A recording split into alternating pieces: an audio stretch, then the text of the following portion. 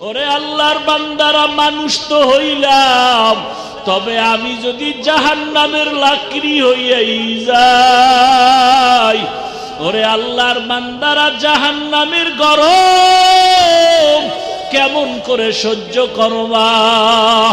ওরে আল্লাহর কোরআন যদিও তোমার অন্তর বলে সত্য, এই কথাগুলো সত্য।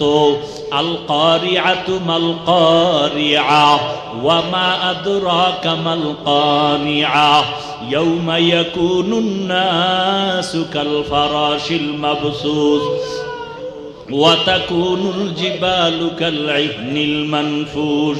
ওই জাহান্নামের আয়াতগুলো বাংলা কোরআন খুইলা মাঝে মাঝে তরজমা পড়িয়া দেখো, আল্লাহ তাআলার জাহান্নামটা কত ভয়ঙ্কর। আল্লাহর নবী একদিন ঘরের মধ্যে বসে বসে কান্না করেন।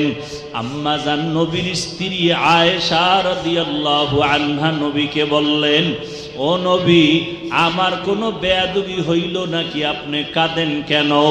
নবী বলেন, আয়েশা, তোমার বেয়াদবি হয় নাই তো আপনি কাঁদেন কেন?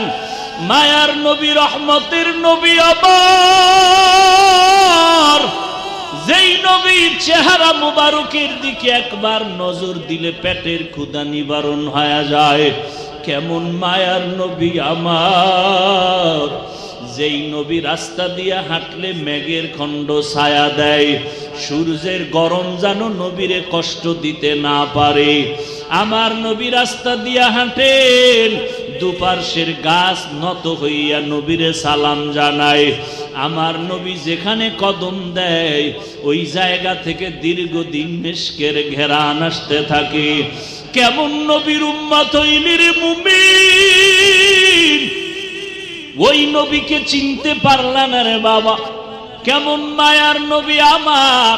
আম্মা জান আয়েশা রাদিয়াল্লাহু আনহা বলেন, আমি নবীর ঘাম বোতলের মধ্যে ভরে রাখতাম।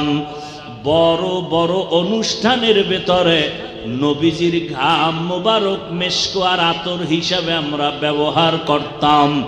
আমার নবীর ঘাম থেকে মেশকের ঘেরান।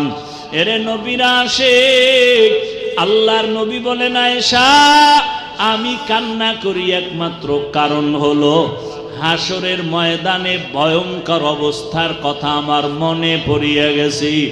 ওই হাসরের ময়দানে তো ভয়ঙ্কর, হাসরের মাঠে সব নারী পুরুষ উলঙ্গ দাঁড়াবে। ও আল্লাহর বান্দারা, তোমার অন্তর যদি সাক্ষী দেয় আল্লাহ সত্য, কোরআন সত্য, তাহলে এই বয়ানগুলো সত্য মনে করিও। কারণ এমন নবীর জবানের বয়ান, যেই নবী 63 বছর হায়াতে একটা মিথ্যা কথা বলেন নাই।